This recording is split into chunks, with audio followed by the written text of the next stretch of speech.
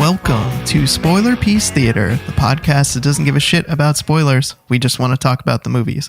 My name is Evan Crean. I am co-chair of the Boston Online Film Critics Association, co-author of your 80s movie guide to better living, and my pronouns are he, him. My name is Megan Kearns. My pronouns are she, her. I'm a contributor to Edge Media Network, and I too am a member of the Boston Online Film Critics Association. My name is Dave Riedel. My pronouns are he, him, and I write about movies, and I'm a member of the Boston Online Film Critics Association.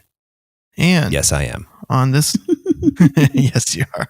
On this week's episode, we are going to be talking about Vivo, the animated Netflix film starring Lin-Manuel Miranda.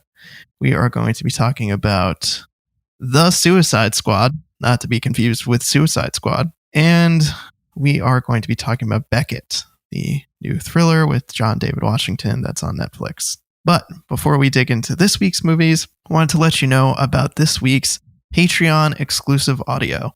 Over on our Patreon, we talked about the 2009 Sam Raimi film, Drag Me to Hell. I think we had some fun talking about that. So if you're not a patron already, definitely consider signing up for our Patreon and you get exclusive audio each week. So, yes. Let's kick off with Vivo. Vivo is directed by Kirk D'Amico and Brandon Jeffords, and it is written by Kirk D'Amico, Chiara Alegria Hudes. Hope I'm pronouncing that correctly. With a story by her and Peter Barashini. Hopefully I'm also pronouncing that correctly. And this stars Lin-Manuel Miranda. Ooh, this looks like a fun name. Yanirli Simo. Zoe Saldana. We've got bunch of other awesome people, and of course Gloria Estefan, who I thought was like perfect casting for her role in this. Yeah. So the story is about a musical kinkajou, right? Am I saying that right? Yeah. Kinkajou? You are. A musical kinkajou who lives in Havana, and his caretaker father, Andres, who he plays music with every day. Many, many years ago, he was in love with a musician named Marta Sandoval, who was played by Gloria Estefan. She's gone off and had her career. She's about to retire. She's written to him and said, I'd love to get together and play one last time. And so he's going to go. And Vivo, Lin-Manuel Miranda, his character is like, no, I don't know about this change stuff. I'm not too excited about this. And then unfortunately, Andres passes away. And he leaves behind this song that he wrote for Marta. And so Vivo decides that he needs to get the song to Marta. And he crosses paths with Gabby and her mother. And Gabby, I think, is what? Andres, his niece? Did I understand their relation correctly? Grandniece, yeah. Grandniece. And so they team up to get the song over to Marta with, of course, a number of obstacles in the way, as are in this kind of road trip, friend building animated comedy that we've seen in past. Yeah. Quick question for you both. What does Vivo have in common with the Suicide Squad? Michael Rooker. I was like talking animals. Yes. Actually, yeah, kind of. That's true. But yeah. Although the humans don't hear the animals talk, so. Right. Right. Yeah. This is one of those movies where we hear the animals speaking, but the humans just hear squeaks and squawks and whatever other sounds that animals make. Yeah. But they're kind of like Chewbacca, though. The humans understand them and can kind of, parse roughly what they're saying emotionally. So there's that. Right. So, what did you both think of Vivo? Megan? That always means Dave didn't like it. No. That's when he defers. That's not entirely true. That's just mostly true. I would say I'm kind of. It's no, like I'm kidding. I'm like it's a neither here nor there for me on Vivo, but no, I'm teasing you. Yeah, I liked this. I thought it was sweet. I liked the music, especially the first song that's sung by Lin-Manuel Miranda and Juan DeMarcos, who voices Andres, who's a musician in real life as well as Andres is a musician. And yeah, I liked it. I liked the music. I thought this was a sweet story. I love the beginning and I love the end. I think it's a bit slow in the middle and could have used better writing to be more engaging, more interesting, a little more character development. But for me, it hit all the right emotional beats, and I was a weepy mess by the end of the film when Vivo brings the song to Marta. You know, the whole point is that Andres never got the opportunity to tell her that he loved her, and there's this beautiful song. And the reason the song came together was because they had the paper, but on their journey, on their quest, the paper got destroyed. But Vivo remembers the melody, but Gabby remembers the lyrics, and so they work together, and so they can get the song recreated. But anyway, I thought this was very, very sweet. Sweet is a good word. Yeah. Yeah, it's sweet. It's very bright and colorful and fun, especially when they get to Miami later in the movie, and there's just bright, colorful lights and pinks and blues and rainbows everywhere. It's really fun to look at. And in Havana, too, in the beginning. And then there's like, you know, when they're in the Everglades, not as much color, unfortunately. But you know what I did like in the bright Everglades sequence? I'm sorry. What's that?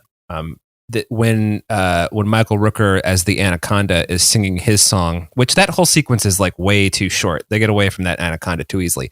But it gets there are some artistic flourishes in this where the animation changes a little bit, and one of the changes is the anaconda is like he's dark green, but then he's also fluorescent, a fluorescent green in one of his evil moments, and I just really thought that was cool looking. But Evan, I'm sorry. Too. I jumped in there to say that instead of you. No, it's okay.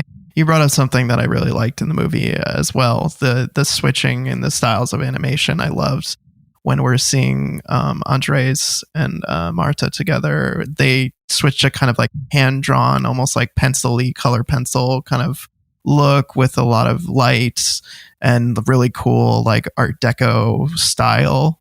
I liked when Gabby was singing her song, she had this like hand-drawn chalky kind of animation style. So I liked that a lot, the kind of like switching animation styles mid-song to kind of represent the characters and their emotions and personalities. I thought that was something that was really effective. And yeah, like I said, I thought this was sweet, although I feel like this movie pulls a little too hard on the heartstrings between Andres being dead, Gabby having a dead father, them having this song and then losing it.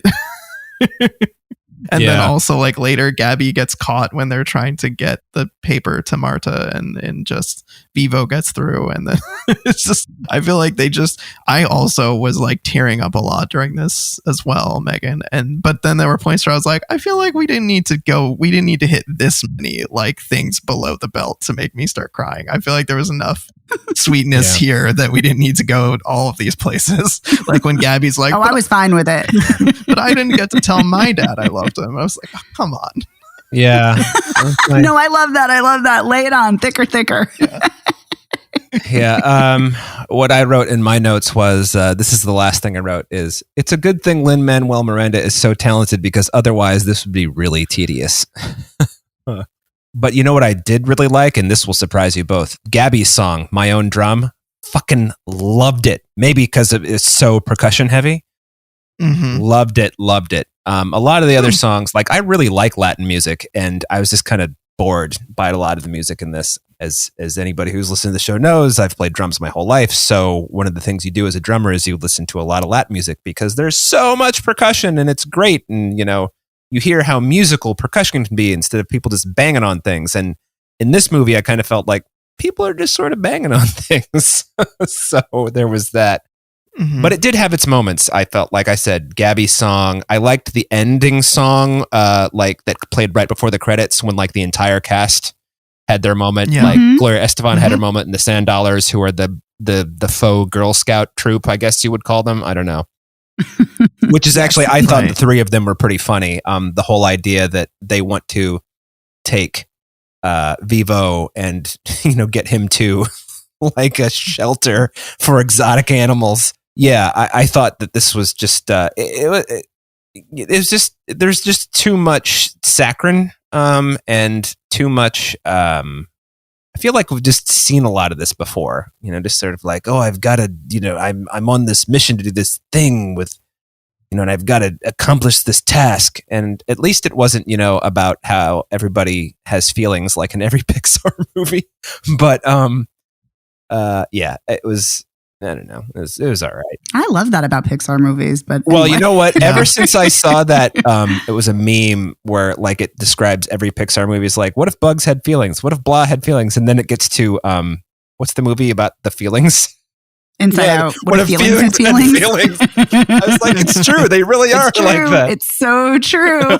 And I'm totally here for it. Yeah. So that's really all I can think about now when I think of a Pixar movie. But yeah, I liked how vibrant the colors were in this, and it's always nice to see Miami represented as a wonderful place as opposed to like something out of Miami Vice.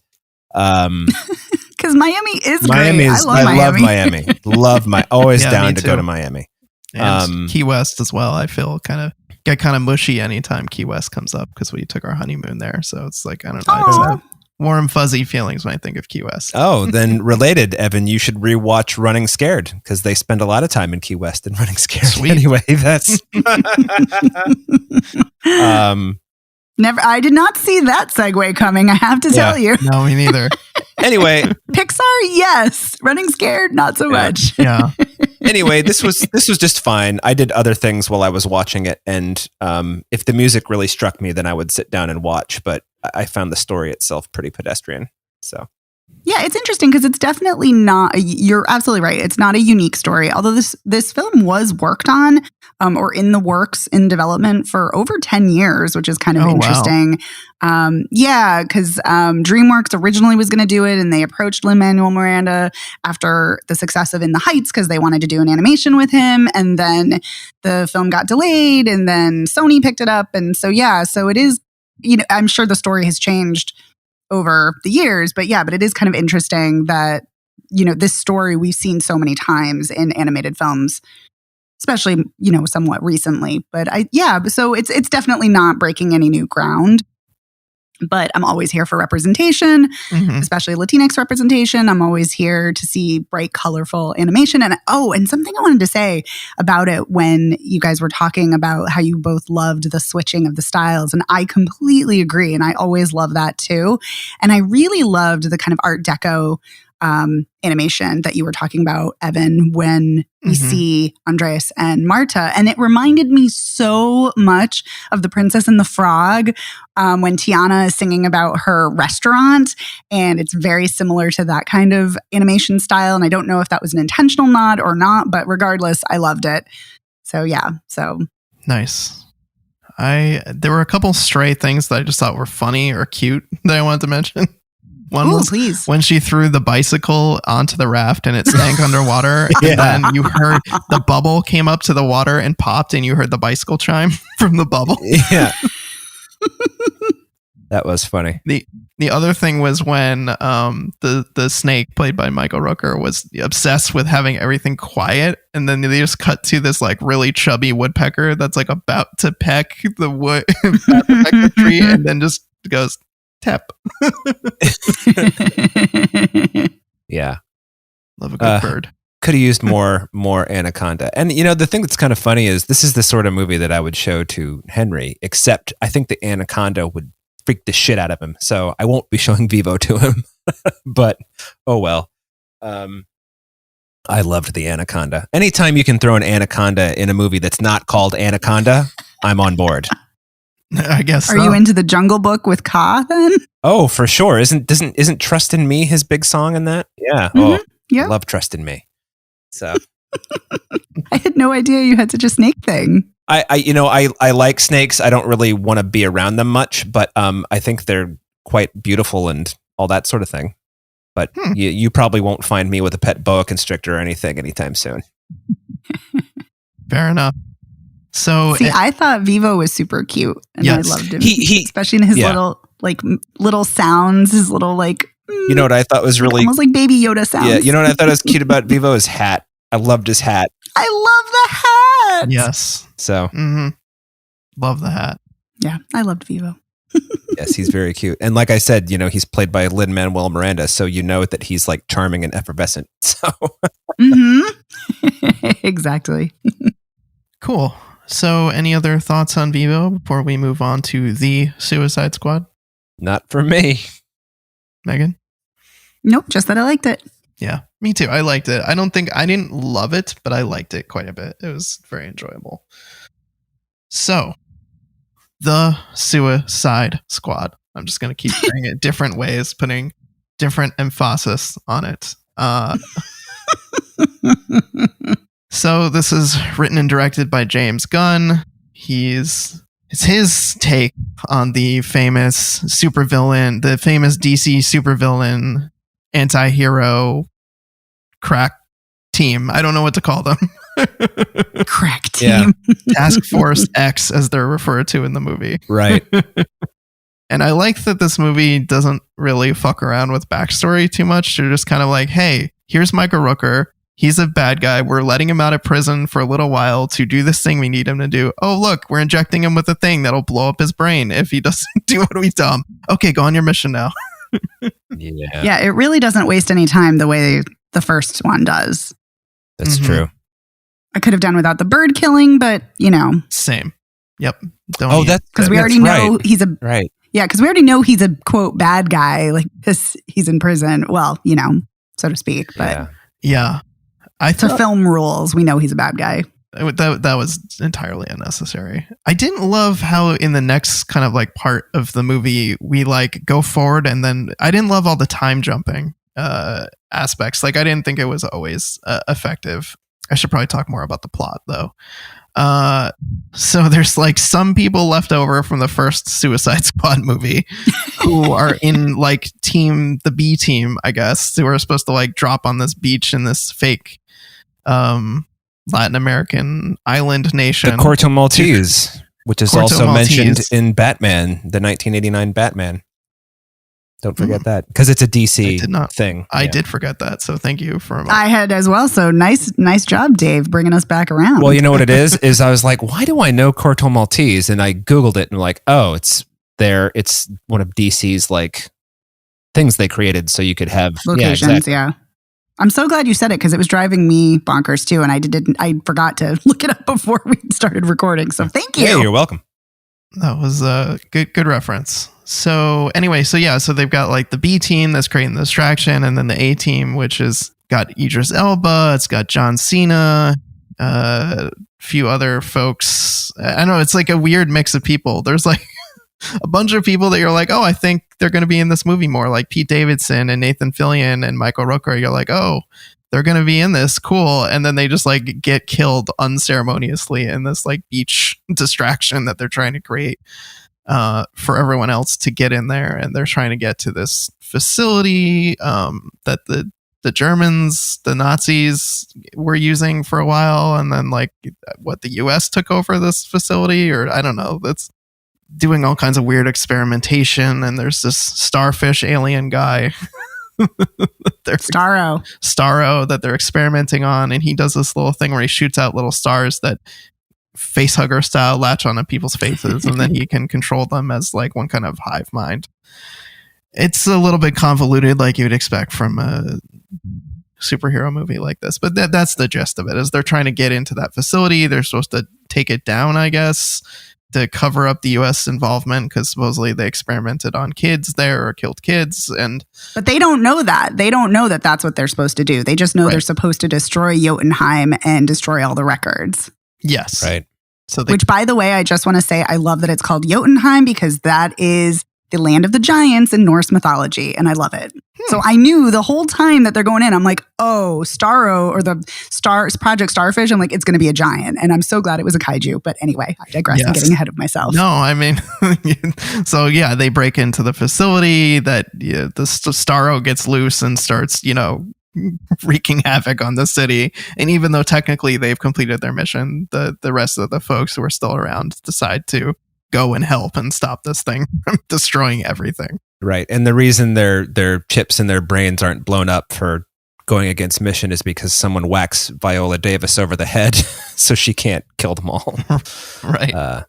So Because she's about to. she's about to kill. I can't remember which one of them she's going to kill first, but probably Idris Elba. Idris Elba, yeah. Okay. Yeah. Who is Bloodshot. Bloodsport? Bloodsport. Bloodshot's a cool. Bloodshot's Bloodsport. kind of a cool name, though. You know. Bloodsport. It is Bloodsport because Yeah. I'm thinking Death Shot was the first one, Right. Will Smith was the. which was Will Smith. Yeah. Yeah. So, I mean, I was watching the first Suicide Squad movie, and I think I told you both this. It was on a platform. I was watching it.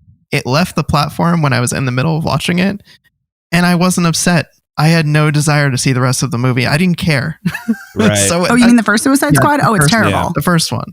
So, Yeah, I mean, it's terrible. I watched all of this one, so that's already a good point of I watched all this one. I was interested in where it was going. I was hoping that I would enjoy it more because I really like James Gunn and I've liked what he's done with the Guardians of the Galaxy movies for Marvel, and so I thought we were going to get more of that vibe here, and I think it's there, but I don't know. For me, watching this, I feel like there were just some really.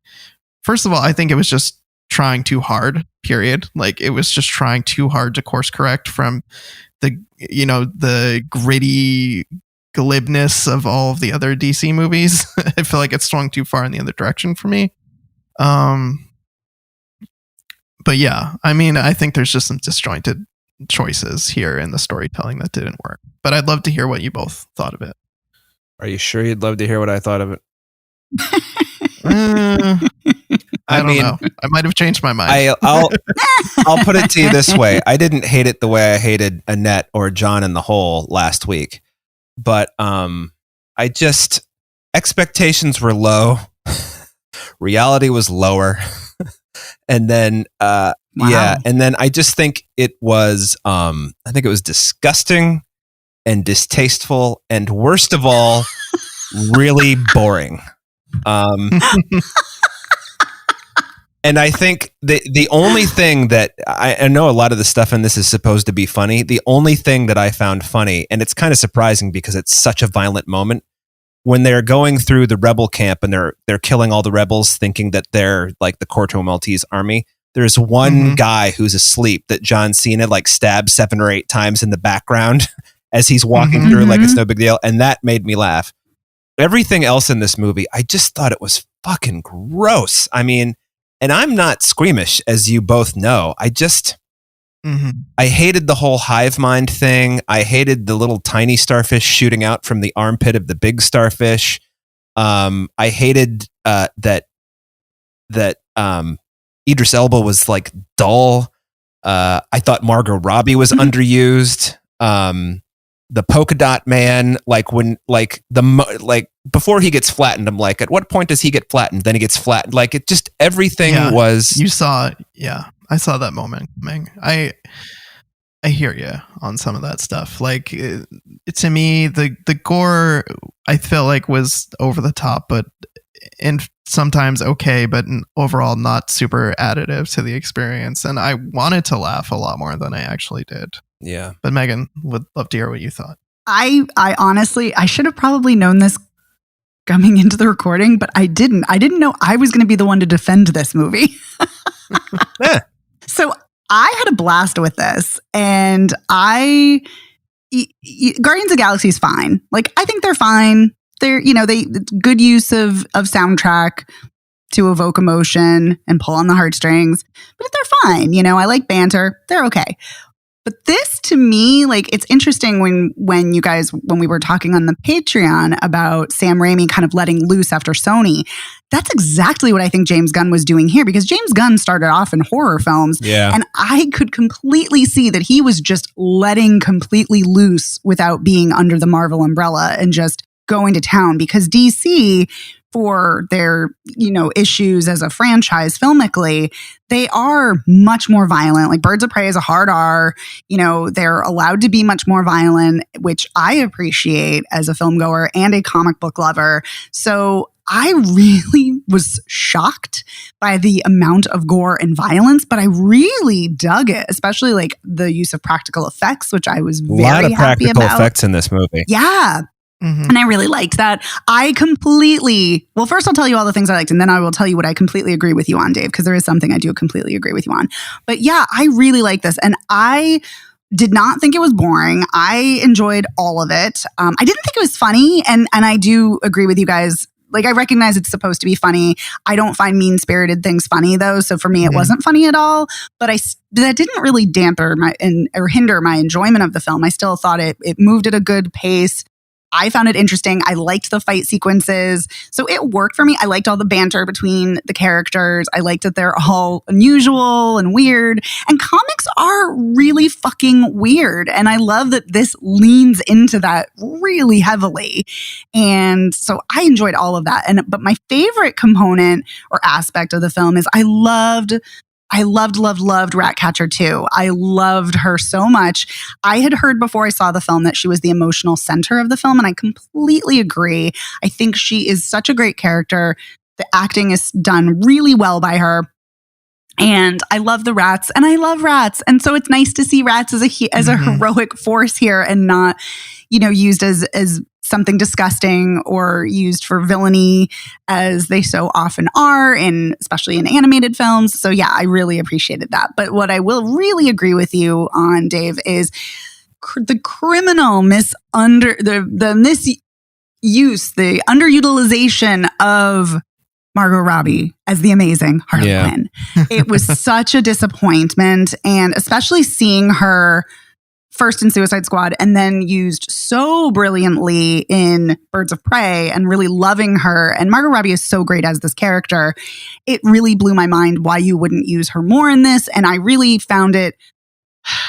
I love Marion Ravenwood in Raiders of the Lost Ark, as you guys know, but I'm like, this is a scene straight out of Raiders of the Lost Ark when Marion is with Belloc and puts on a pretty dress and is flirty. And it was so annoying to see her sexualized and that she has sex. And not that, I love sex positivity. I love a woman, being an agent of her own pleasure, but it didn't feel like that here. Instead, it felt more sexualizing of her, which bothered me, especially considering we don't see her enough in this. But when we do see her, she's great. Yeah. Because Margot Robbie is amazing. Yeah, I actually thought her performance was, and I think this is more about how the script went, and I thought she was just okay. But I felt that way about a lot. Like, I'll tell you one thing that drove me fucking crazy. I've decided I can't stand John Cena. I just can't.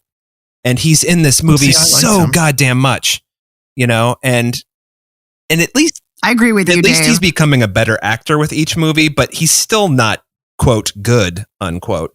And his character is a douche, and like, why? I liked him being a douche. I thought it was funny. But his character is supposed to be a douche. No, I understand that, but it's just like, it's like I'm watching somebody trying to be a douche. You know what I mean? It's like, No, I agree with you. I don't like John Cena at all, so I'm here with you on that. I did like Ratcatcher 2. I thought she was good.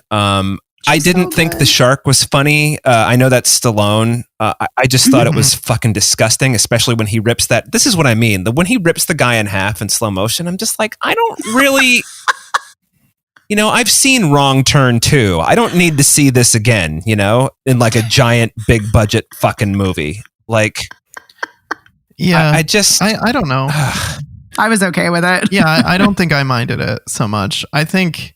So while I liked Ratcatcher 2, I didn't feel like any of the emotional moments in this movie felt authentic or worked. Like the whole like father-daughter-ish relationship between Idris Elba and Ratcatcher 2, I didn't like that. I didn't like the relationship he had with his own daughter. That felt like really forced and shoehorned into the story. Yeah.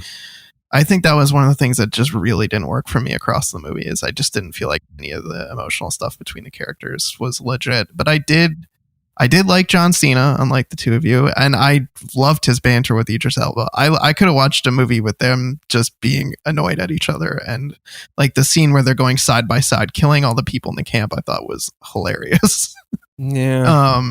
That was get ready. He's coming back as that character in the miniseries for HBO Max. So he did survive too, and then we saw at the end of the movie, it was like a quote unquote reveal. I liked the fight scene where you could see it was all reflected in his helmet that was on the ground. I thought that was cool. That reminded me of the scene in Guardians of the Galaxy 2 when the film opens and we're seeing all the fighting happening in a reflection too. Yes. Yeah. Yeah. I think that what my sort of, and feel free to disagree, but my sort of high mark for James Gunn is Super. And I just felt like, I don't know, that's kind of like the perfect blend of just like really fucking insane and also funny and gross. I mean, Super is disgusting, but especially because Elliot Page gets his head blown off at the end.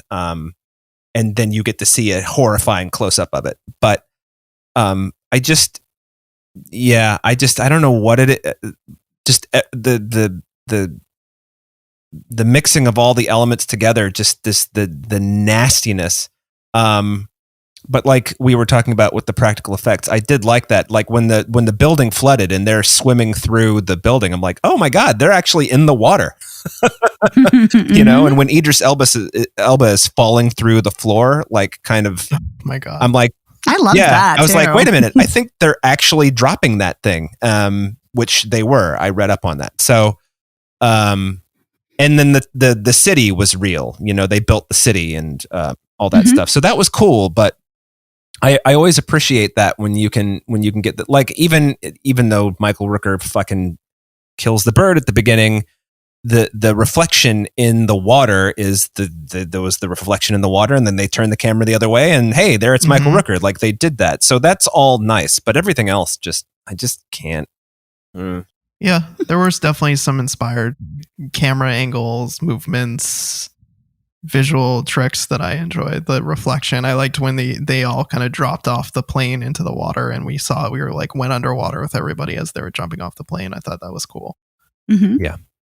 Yeah, it's not a surprise that the camera work is really good and also very similar to Guardians of the Galaxy 2 because it's the same DP. Right. So. Yeah. James Gunn really knows how to shoot a comical mass murder, I think is the best way I can describe it. Like when Harley Quinn is blowing all those guys away and flowers and sunshine and rainbows and shit are shooting out of them. It just reminded me of that scene in Guardians, I think it was 2, where Michael Rooker was using the arrow. Right. Just people are just dying left and right and center, and it is just so funny. Yeah, so it's interesting. I want to go back to something that you said, Evan, about how the emotional moments didn't work for you. That I'm actually surprised because I'm also surprised that they worked so well for me in the film too. I was not expecting that in any way, shape, or form. But yeah, they did. They really caught me by surprise. Really worked well for me. I did like the father-daughter relationship. I also felt like his relationship with his daughter, Bloodsports. And I love Storm Reed. I wish she was in the film more because she's always great and I'm always excited to see her. But I actually felt the fact that they were screaming at each other, as awful as it is, that is more realistic than I think some people want to admit. And so that worked for me. And yeah, and I like that Taika Waititi has a cameo in this as Ratcatcher 1.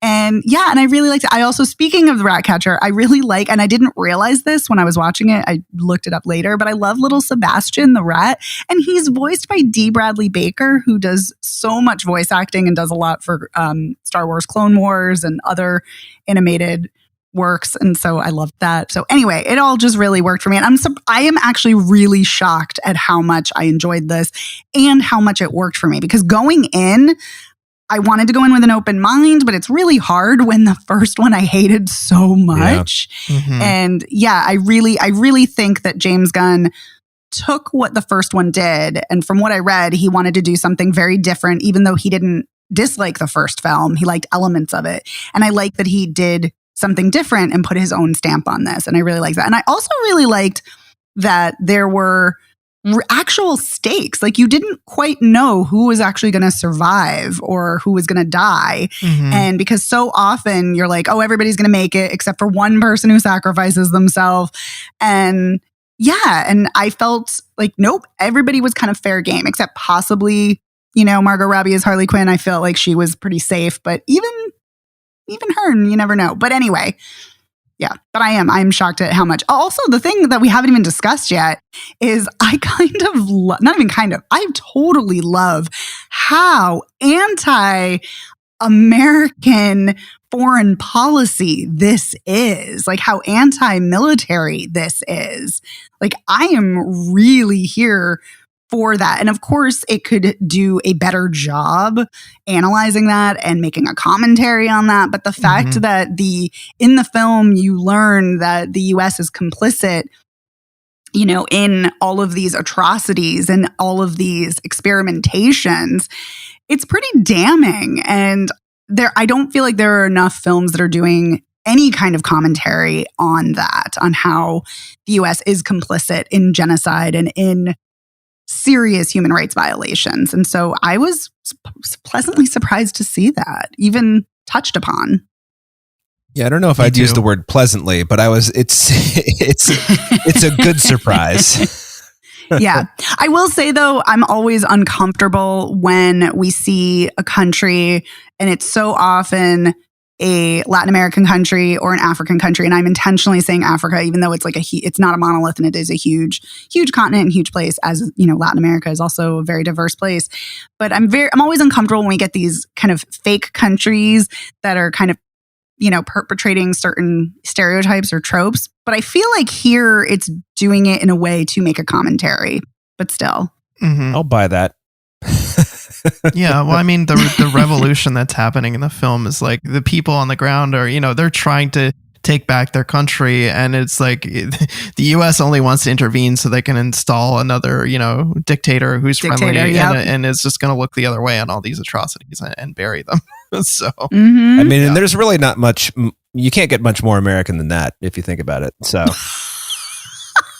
Sad, but so unfortunately you laugh true. because it's true. I mean, that is exactly why I laughed, because it's awful. Yeah, the more you learn about history, obviously, and it's appalling and true. Yeah. Yes. On that note, we should move on to talk about Beckett. Speaking of U.S. atrocities and diplomacy, so Beckett it's directed by Fernando Cito Filomarino, and the story as well, and written by Kevin A. Rice. It stars John David Washington, Alicia Vikander, and Vicky Creeps. I always wonder if I'm saying her name correctly. Yeah, no, it's Vicky Creeps. Yeah, and Boyd Holbrook is our villain. Quick guy. question. Sorry. When Boyd Holbrook showed up, and I didn't look at the cast list beforehand, when Boyd Holbrook showed up, was anybody just like, is he gonna be a good guy? I don't think so. No. I knew he was going to be a jerk. He just sounds and I don't like Boyd Holbrook, but that's a whole other thing. Yeah. Right. Yeah. So we'll do the Netflix one-liner here. Following a tragic car accident in Greece, Beckett, an American tourist, finds himself at the center of a dangerous political conspiracy and on the run for his life. Boy, is he on the run for his life, and boy, does he get the shit kicked out of him. Yeah. He might be he does. The most injured people in cinematic history. He takes so much damage over the course of this movie. He crashes his fucking car, wakes up in the hospital, he's all bruised, his like arms fucked up. He gets shot multiple times. He gets a finger broken. What else am I missing here, folks? He gets stabbed in the arm through the cast. Yeah. That's right. Yep. He gets stabbed. He drops himself off a cliff. He pulls a Batman. Yeah. Yeah. And drops himself off of a parking garage onto a moving car, like 2 or 3 stories below him. Yeah. Oh, and from a roof onto the ground. Right. Yes. And I mean, I guess adrenaline can do a lot for you, is the moral of that story. Yeah. I could not believe how much physical abuse this character takes in this movie. That was, I think, the most shocking aspect of this entire film. Yeah. Was just not expecting it. But yeah, so he gets wrapped up in this political conspiracy. There's a kidnapped child that he realizes he's seen, and he's trying to help people get the kid back. But then there's also this like, I think that's incidental. I mean, he only ends up like, yeah.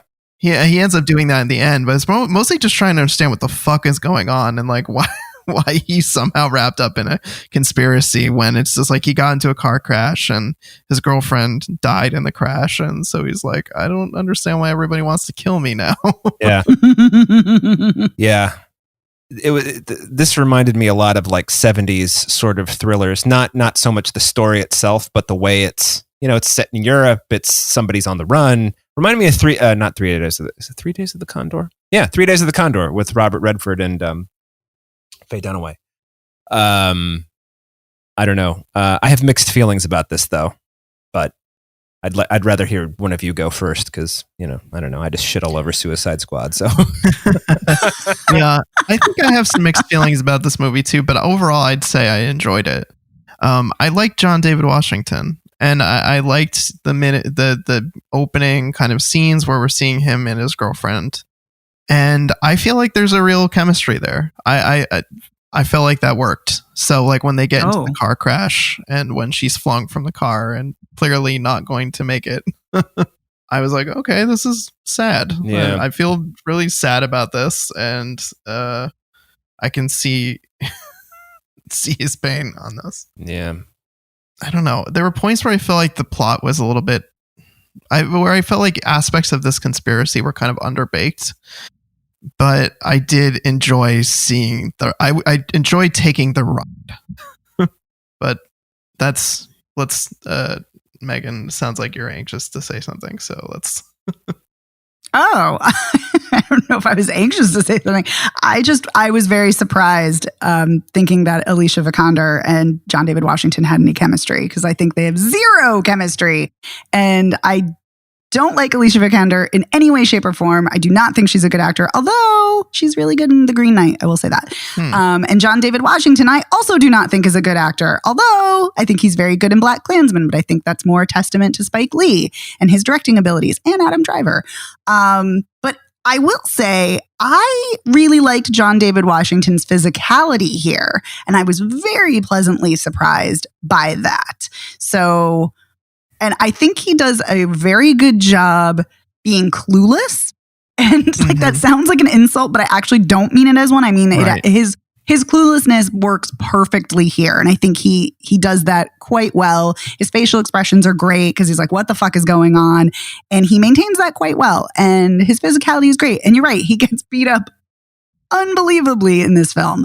And yeah, I love a chase film, so I liked that element of it, that we don't know why he's being chased, but he's constantly on the run. But yeah, I think that this film for me goes on too long. It needs better writing. For sure. Yeah, by the end of it, I just didn't care. And I did not feel the investment the way you did, Evan, in the beginning of the film. So it also took me a little bit to get into the film. But I like the musical score a lot. I think that was very tense and really well done. Score was good. I agree. Yep. Yeah. Some real Hitchcock vibes in aspects of the score that I was enjoying. I think what bummed me out about this, and the screenplay is just really dog shit. It really drives me crazy when in movies like this, and it seems like it happens more often than it doesn't. You've got a character who is clueless or dumb, and I would say that John David Washington is clueless. I agree with you on that, Megan. But he doesn't really get any smarter as the movie goes along, and it's like by the time he gets to the embassy, it's like, are you really going to trust someone who looks like Boyd Holbrook? I mean, okay. And you can tell he knows something's fishy about it. And you can that's tell. the thing. There are 2 times in the movie that I remember off the top of my head that John David Washington thinks something is fishy, and then he goes ahead and goes through with it anyway. When he's in the subway and he sees that guy on the cell phone and he's about to go up the stairs, and he's like, you can tell that he's like, that guy looks weird. And then the guy fucking stabs him, And then when he's with Boyd Holbrook, and you can just tell he's sitting at the desk and he's so tense. He's like, I don't really think I should get in the car with this guy and leave the embassy. That's nuts. And then he goes ahead and does it. And it's like, come on. Also, the whole political and or mafia and or right-wing conspiracy angle is really muddy. I had no idea what actually took place during that, because You get all of the information from Boyd Holbrook, so who the fuck knows whether his character's telling the truth or not? Right.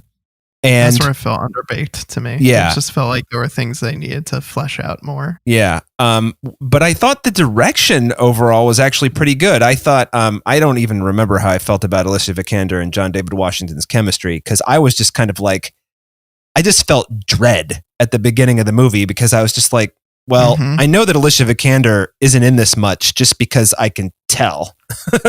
And so, but I thought this goes back to the screenplay being shitty. The whole idea that, she's not wearing her seatbelt. Yes, I know you've got to get her killed somehow.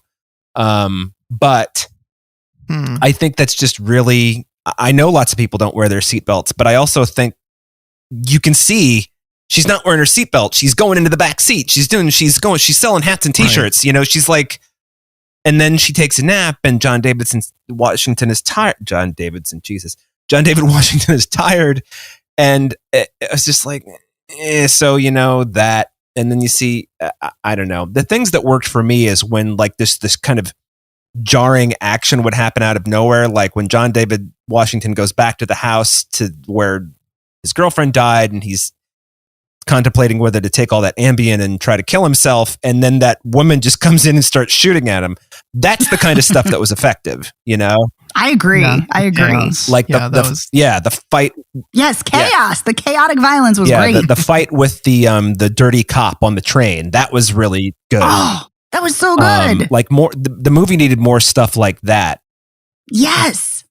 And so it's just yeah, I feel like this kind of reminded me of Frantic in a way. Yes. Oh, interesting. I was definitely thinking this in the beginning of the movie. I think Sean and I were like, my wife, my briefcase. And I think that a lot like Frantic, that movie starts out really strongly and just sort of descends into dog shit. Yes. And this kind of does too. Thank you. Although I did like the end when John David Washington beats the shit out of the cop and they save the kid, even though it's kind of an accident that the kid gets saved, because John David Washington only just discovers that the kid's there in like literally the last 3 minutes of the movie. But I don't know. And I sort of appreciated how it just ended. It's like, okay, and they took the idea that like, all right, he's alive. The cop is, if he's not dead, he's going to be arrested, and the child has made it. So this story is over. We don't need to see what happens to him next, whether he's arrested by the Greek police or whether the American embassy, bails him out, or whether he actually killed Boyd Holbrook with that pipe. It seems like he did. Right. It seems like he did. But yeah, I agree. That was something I really appreciated, is the movie ended there. It didn't keep dragging things out. I was really happy with that story choice. Also, since I didn't read too much about this, I thought that possibly the conspiracy aspect or thriller aspect would be that like his girlfriend wasn't dead and they were going to try and convince him that she was, and then the movie is going to be about looking for her. But I respect that the movie was like, no, she's dead. There's nothing else to that. Don't think that is going to be some type of also plot point in this movie. Yeah. I also, the scenery at the Greek countryside, a lot of that was really beautiful, but at the same time, it's also like, oh my God, I can't believe you're going to try to climb that. Jesus, and fucking jump into that tree. Oh my God. That was wild. Right. Yeah. And I also appreciated, this is one aspect of the screenplay that I liked, is that the bad people were so ruthless that, John David Washington climbs into a truck that he finds on the end of a property, and then some hunters find him in the morning, and one of them takes him in, and then one of the other hunters says like, hey, we found this. You get the impression that, hey, we found this American guy sleeping in our car. What the fuck? So the police come over, and then they just beat the shit out of the guy who's helping him. And I just sort of appreciate it when there's no bones about, these people are evil, and they're going to. Mm-hmm. Yeah. Yeah. Even the beekeeper and his wife, like, when they help him, and he's like, did you hurt those nice people that helped me? He's like, oh, of course I did. You better believe I fucking I know what you guys are saying, and you're right. But at the same time, to me, that felt a little too one-dimensional. So I was kind of like, yeah, okay. Yeah, I would have appreciated if, if we just had never heard about the beekeeping couple again, because they did have that car seat with a Pooh Bear in it. So I was like, right? Because you don't always know what happens to people, when especially strangers. So I agree. I kind of would have liked to have not known, not because I don't want anything bad to happen to them, although they seem very nice. But yeah, just kind of because in real life, you don't always learn what happens. Yeah. So, very, very mixed feelings about it. I feel like some of the direction was really good, but it also, the screenplay is so plotting and just sort of clumsy. It feels like a lot of like things are just like shoved together, which you could argue that's because that's the journey the character has to take, but I really don't think that's intentional. I think that's just how it ended up. And also, if you're going to have Vicky Creeps be in a movie, like, let her poison someone. So, She can't poison everyone, Dave. I know she can't poison everyone, but but that would just be one more violent thing that happened to John David Washington. Is like he gets stabbed, he gets shot, he's in a car accident, and he gets poisoned. Actually, I think Boyd Holbrook was trying to poison Beckett because he gives him the alcohol. You're right. He's like, oh, no, I can't have alcohol, nurse's orders. So he was smart enough not to take the drink, which I think was good. The first moment of intelligence that he shows in the... but I guess I could give him the benefit of the doubt in the idea that, okay, he's never been in a situation like this before, so how would he really react? But also just the sort of the I can't believe this is actually happening look that's on his face a lot. I sort of felt like he did like it's kind of, it goes with the cluelessness that we were talking about earlier. He just cannot believe this is happening. Which I thought he was effective in doing that. Mm-hmm. Agreed. However, I have a problem with the fact that he did go along with Boyd Holbrook, which speaks to a lot of the issues that we're talking about. I think it would have made a lot more sense if that either didn't happen altogether or if he stuck to his guns and he's like, no, I'm not leaving. And then the way, like, if you still want to have him, be drawn away from the embassy, because I feel like anybody, or maybe everybody doesn't know this, but I feel like if you've ever seen a movie where an American is in trouble, you go to the embassy and that's where you're safe, is at the embassy. And you don't fucking leave. Yeah, you don't leave. So I feel like if you wanted to kind of get him, if you still wanted to do the same thing and you wanted to get him away, but you wanted it to show that he's smarter than that, I feel like you could have had him stay and then have like a transport to like the airport or something like that. And then it gets, derailed, by Boyd Holbrook or whomever. I think that would have made a little bit more sense. I think you fucking screen doctored that in about 30 seconds. And who knows how long this screenplay was like written and rewritten and whatever. And the idea you just had is better than what was in the finished movie. Well, thank you. You're welcome. That is a much better plot. I one thing that it's just a random aside thing that bothered me is when he couldn't bring himself to tell his girlfriend's parents she was dead and like hung up on the dad in the middle of the call. I was like, what the fuck, dude? Weird. That is fucked up. Yeah. Yeah, just tell them she's dead and hang up. Yeah. Who does that? I realize you're in shock, buddy, but Jesus, Yeah, right? That was weird. So I have a random aside too, but not about the film per se, more about the filmmaker. So Ferdinando Chito Filomeno, I like that he's usually an assistant director on Luca Guadagnino's films, and this is his second film. And I also really like that he is a queer person, and I knew that going in, so I was kind of hoping we might get some, subtle queer themes or something, and we don't. But at the same time, I'm kind of like, it's kind of cool to have a queer person, make something that's just an action film.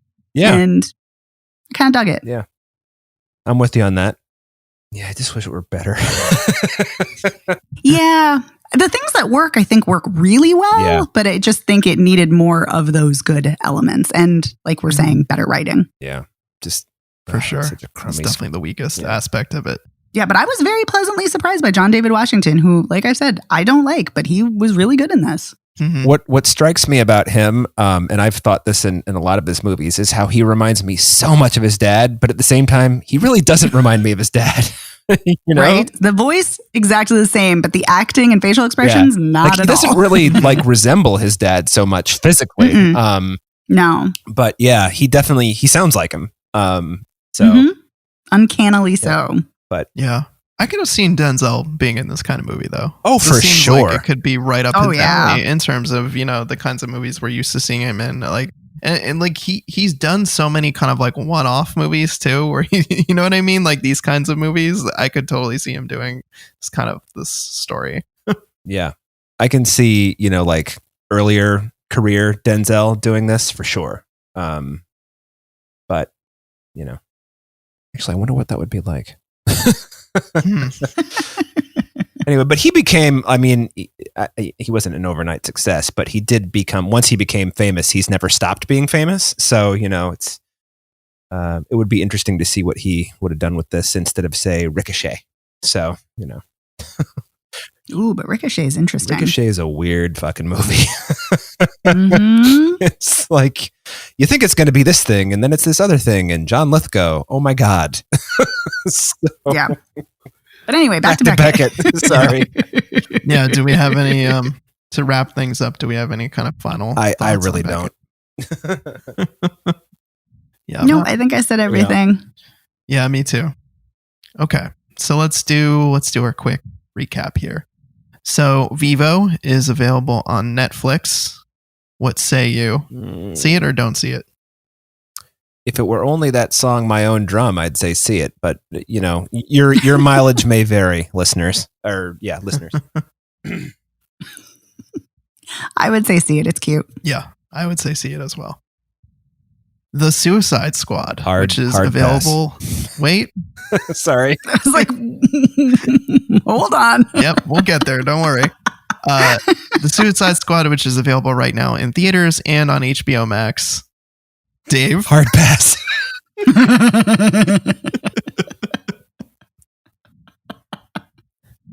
Sounds like I'm gonna guess, Megan, you would say see it. Yeah, I cannot believe it. But yes, I would say see it. But yeah, be prepared for a very violent, gory ride. But yes, I'm shocked. But yes, I would say see it.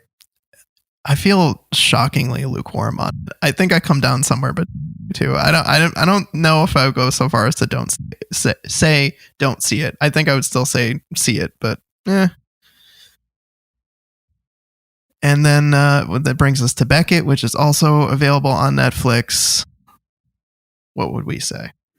I mean, the parts of it that work really work, and the parts that don't. So if you can deal with that, then see it. I agree completely with Dave. Yeah, I don't think you need to rush out to see it, but there's some really good action scenes and chase scenes. So yeah, I think overall the good outweighs the enough that it's a fun thriller to watch, even if it's not perfect. Sweet. Okay, so that brings us to the end of another exciting episode of Spoiler Piece Theater. First, I want to say a huge thank you to our editor, Otto Clamor. Otto, thank you for making us sound great every week. We really appreciate it. thank you, Otto. If you are looking for the show, you can find us anywhere you can get podcasts, but you can also find us at our website, which is spoilerpiece.com. We are all over social media. We're Spoiler Piece Theater on Facebook. We're at Spoiler Piece on Twitter, Instagram, Letterboxd, TikTok. If you want to get in touch with us, you can send us an email. We're spoilerpiece@gmail.com. We'd love to hear from you. Tell us we're right. Tell us we're wrong. Just say hi. Or you can also give us a call. At 862-21-PEACE. And you can leave us a message and do any of those things that I just mentioned. Or anything else, really. It's up to you, listeners. We'd love to hear from you. If you like the show, please rate and review us. You can go to ratethispodcast.com/spoilerpiece. That will take you to your platform of choice to review us. And yeah, it would be awesome. It helps more people find the show. So we would greatly appreciate a rating or review. If you really, really like the show, please join our Patreon. You can go to patreon.com/spoilerpiece and you can sign up. It's for perks, including exclusive audio each week. In this week's segment, we talked about the 2009 Sam Raimi horror film Drag Me to Hell, which was a fun conversation. So you can get perks like that. And we also want to say a huge thank you to our patrons. Yes, we want to give a huge thank you to Bob Chipman, Charles Nash, Chris Wilkinson, Davida Margolin, Deirdre Crimmins, Christopher Jensen, Mike Lord of the Sith, Sean Pensionar, Shauna Harris, Shelley McCaskill, Shona Glasgow, William Scahan, and Zach Pigeon. Thank you so much, patrons. Thank you. Thank you, patrons, and thank you, listeners, for tuning in. My name is Evan Crean. I'm co-chair of the Boston Online Film Critics Association and co-author of your 80s Movie Guide to Better Living. You can follow me on Twitter, Letterboxd, and Instagram as Real Recon, and that's real as in film reel. My name is Megan Kearns. I'm a contributor to Edge Media Network. I too am a member of the Boston Online Film Critics Association. You can follow me on Twitter at OpinionSWorld and on Instagram and Letterboxd at TheOpinionS. And I'm Dave Riedel. I write about movies and I'm a member of the Boston Online Film Critics Association. And you can follow me on Twitter, Instagram, and Letterboxd as Dave Sees Movies. And we'll see you next week. Bye. Bye. Bye.